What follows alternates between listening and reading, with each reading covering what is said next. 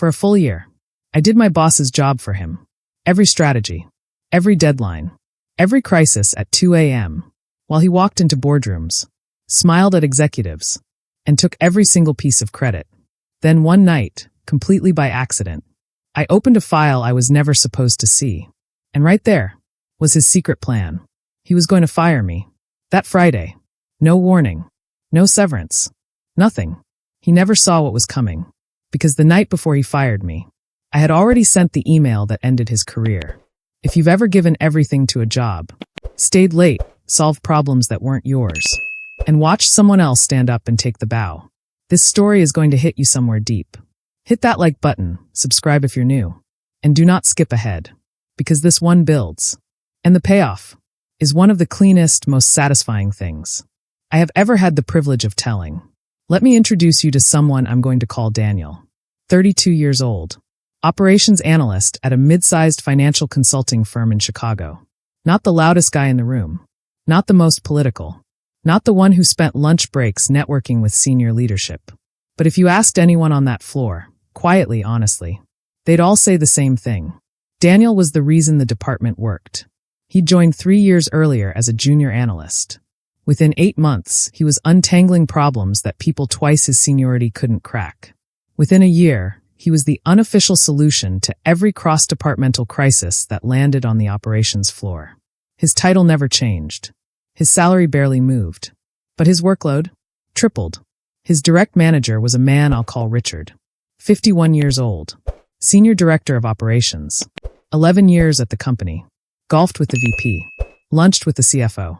Politically, completely untouchable. Operationally, a disaster behind closed doors. And Daniel was the only reason nobody had figured that out yet. Here's how their dynamic worked. A client would flag a crisis. Richard would forward the email to Daniel, 2 words, handle this. Daniel would spend the next 6 hours solving it. And then Richard would walk into the debrief. Recap the solution with complete authority. Answer every question. As if he had personally stayed up all night working through it. Smooth. Seamless. Practiced. For a while, Daniel told himself it was fine. He was learning. Building something quietly. Results speak for themselves eventually, right? Turns out they don't. Year 2 was when Daniel stopped being naive. He was passed over for a promotion. The role went to someone Richard had personally recommended. An outside hire, who within 3 months was quietly coming to Daniel to understand the basics of the job he'd just been handed. That stung. But what happened next, that was different. Daniel had spent 4 months building something from scratch. A completely new client reporting system. Nights. Weekends. The kind of project that takes over your life.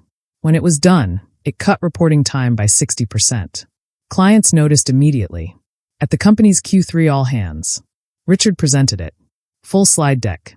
His name on every single page. Not one mention of Daniel anywhere. Daniel sat in the back of that room and watched 4 months of his life get a standing ovation. For someone else. He didn't walk out. Didn't say a word. Didn't let anything show on his face. But something shifted in him that afternoon. Something quiet. And permanent. That night, Daniel went home. Opened his laptop. And started a file. Not on the company system. On a personal encrypted drive he kept offline. Every time Richard forwarded him a crisis, he saved the thread. Every time he solved something, timestamps, original emails, version histories. Every time Richard stood in a meeting and presented Daniel's work as his own. Daniel logged it. Date. Context. Exact words. He wasn't doing it out of anger. That's the part that's hard to explain. He wasn't sitting at home burning with resentment. He was just documenting. Like a scientist collecting data. Detached. Methodical. Patient. He started quietly CCing himself on key deliverables before submission. Sending version files to his personal email before Richard could touch them. Building a record that existed completely outside the company's servers. 14 months. That's how long he ran this operation in silence. 14 months of showing up. Doing the work. Saying nothing. And building a folder that had quietly stopped looking like notes. And started looking like a case file. Then came February. The firm had just landed the biggest contract in 5 years. A major infrastructure company needed a full operational overhaul. The kind of engagement that doesn't come twice. Richard put himself at the center of it immediately. and he handed Daniel the actual work. For 3 months, Daniel ran everything. Strategy, deliverables, client calls, late-night revisions. Every deck that went to that client, Daniel built it. Richard showed up to the presentations, smiled across the table, answered questions about Daniel's work with total confidence. The client loved him. Then one Thursday afternoon in May, Daniel was working late. Everyone else had gone home. He needed a file from the shared drive, clicked into a folder he didn't usually open, and saw a document he was never supposed to find. A full internal restructuring plan for the operations department. He opened it, scrolled down, and there, in clean corporate formatting, his role, gone, completely eliminated. Every responsibility he carried, split up and redistributed. The reporting system he'd built, handed to someone else. His position erased, as if it had never existed. Effective that Friday. He sat there in the empty office, screen glowing, and suddenly everything made sense. The pressure over the past few months, the manufactured criticism, the vague performance complaints that came from nowhere. They didn't want to fire him for cause. They wanted him gone before the client contract closed, before he could claim any credit, before he had any leverage. Clean, cheap, no accountability. He took screenshots, closed the tab, turned off his monitor, and drove home. That night, Daniel opened his encrypted folder. 14 months of documentation. He looked at it for a long time. Then he thought about something. Over the past 3 months, he'd built a real relationship with the client's senior contact. A woman I'll call Patricia. She'd been on every call. She knew exactly who was running the engagement. She'd seen every email, every revision, every 11 p.m. response when something needed fixing. He picked up his phone, and he called her, told her what he'd just found. The silence on her end lasted a long time. Then she said something that confirmed everything. Daniel, Richard has been telling us you're a junior support analyst, that he's been leading this engagement personally. To the client whose trust Daniel had spent 3 months earning. Richard had been presenting himself as the expert, erasing Daniel not just internally, but externally, with the people who mattered most. Daniel ended the call, sat down, and spent the next 2 hours going through everything, one last time. Every email chain, every timestamp, every document showing exactly who built what and when and how. He compiled it into a single folder, attached it to one email, addressed it directly to the CFO, CC'd Patricia. Subject line, operational authorship, and concerns about representation. He looked at it for a moment. Then he hit send. 11:47 p.m. He slept better that night than he had in 14 months. The next afternoon, Friday, Richard called Daniel into his office, closed the door, told him the company was restructuring. His role was being eliminated, effective immediately. No severance. He shook Daniel's hand, said he'd been a valuable member of the team. Daniel nodded, said thank you, and walked out. What Richard didn't know was that 14 hours earlier, the CFO had already read every single word of that email. 3 days later, Richard walked into what he thought was a routine check-in with the CFO. The room had more people than he expected.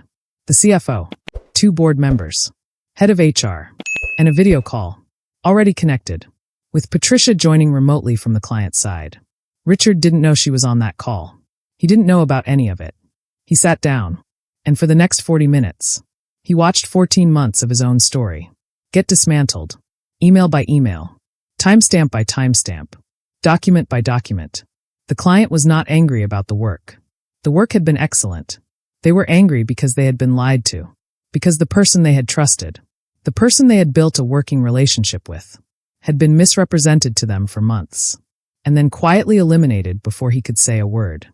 Richard said very little during that meeting. There wasn't much to say.